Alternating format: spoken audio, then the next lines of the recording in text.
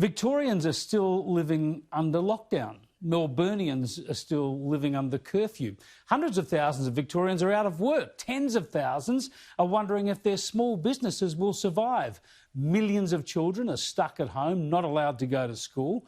Victorians can't travel interstate or drive across state borders. The AFL finals won't happen in Victoria. Friends and family can't get together. Pubs and restaurants are shut. And all this will continue for weeks to come.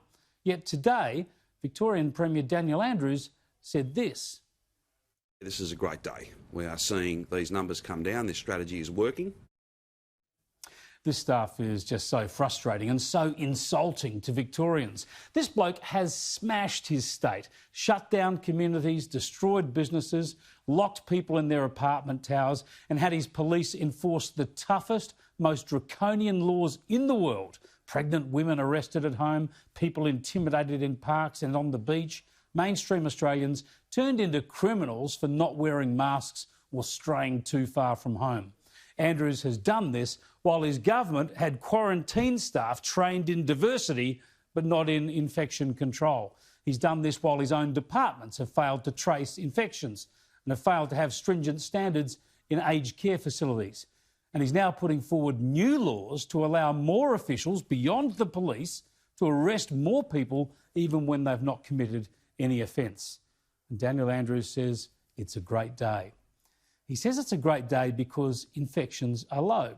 But we all knew infections would fall. Blind Freddie could tell you if you lock down the whole of your society, you're going to slow infections. The point is that infections were falling under stage 3 restrictions. The point is you could have controlled infections without smashing the joint. The point is that if you destroy your state in order to curb infections, it's a pyrrhic victory.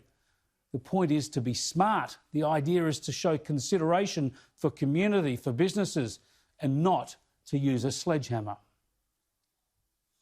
This was brilliantly portrayed by Johannes Leek in The Australian this morning. This cartoon tells the story. Chairman Dan, surveying the wreckage all around him, surrounded by riot police, says, "See, that wasn't so hard now, was it?" Brilliant stuff, Johannes. What's done now, of course, cannot be undone. The only hope, though, is to hurry up the easing of restrictions. But Dan Andrews won't have a bar of that.